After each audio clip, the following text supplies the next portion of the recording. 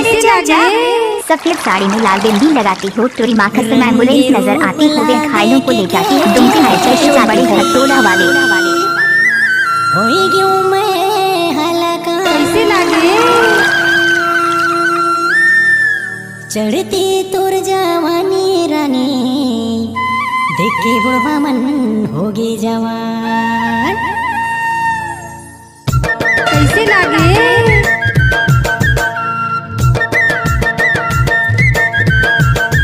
अरे चाचा,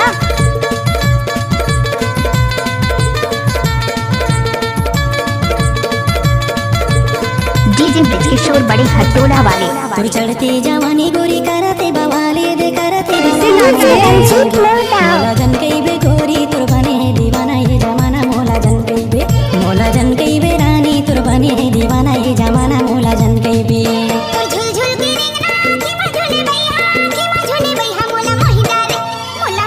डीजे ब्रिज के शोर बड़े घटोला वाले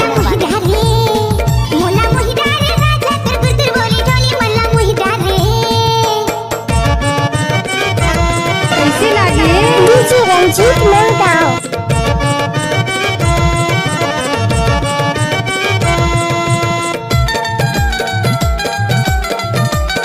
डीजे ब्रिज के शोर बड़े घटोला वाले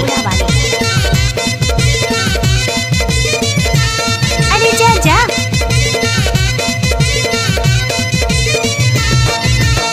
माथे की बिंदिया चमकाते लाली लाली, गोरी है गाल नैना कारी तुर नसीली,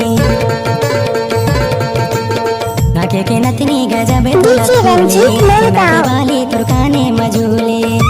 डीजे ब्रिज के शोर बड़े घटोला वाले माथे के बिंदिया चमकाते लाली लाली, गोरी है गाल नैना कारी तुर अरे नसीली, चाचा, नाके के नथनी गजब तोला खूले, सुना के बाली तुर काने मजूले, बंटन के निकले शनु पाउडर ते चुपर के कन्या लचके चोदी झटके, मोला जन कई बे गोरी तुर बने है दीवाना ये जमाना, मोला जन कई बे गोरी तुर बने है दीवाना ये जमाना, मोला जन कई बे। डीजे ब्रिज के शोर बड़े घटोला वाले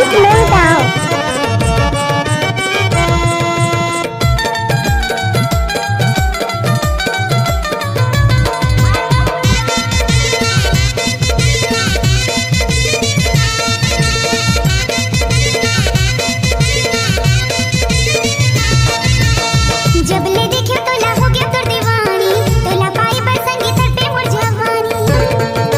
डीजे ब्रिज के शोर बड़े घटोला वाले कैसे तै हवाने रे चलाए, मोरी अंगी अंग मत हरा जमाया है जगाए। जब ले देखियो तोला हो गया रंजीत मोरगांव, तोला पाई बर संगीत पे मोर जवानी, नैना के बान राजा कैसे तै चलाए, अंग अंग ममाया जगाए। तोर करी राजा मैं घर सिंगार, तोर माने संसार, मोला जन कई बे, मोला मोहि डारे राजा तुर गुर तुर बोली ठोली, मना मोहि डारे मोला मोहि डारे भाई हाथ तुर गुर तुर बोली ठोली, मना मोहि डारे।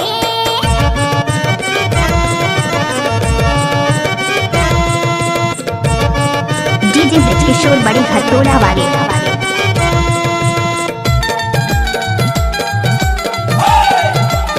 डीजे रंजीत मोरगांव।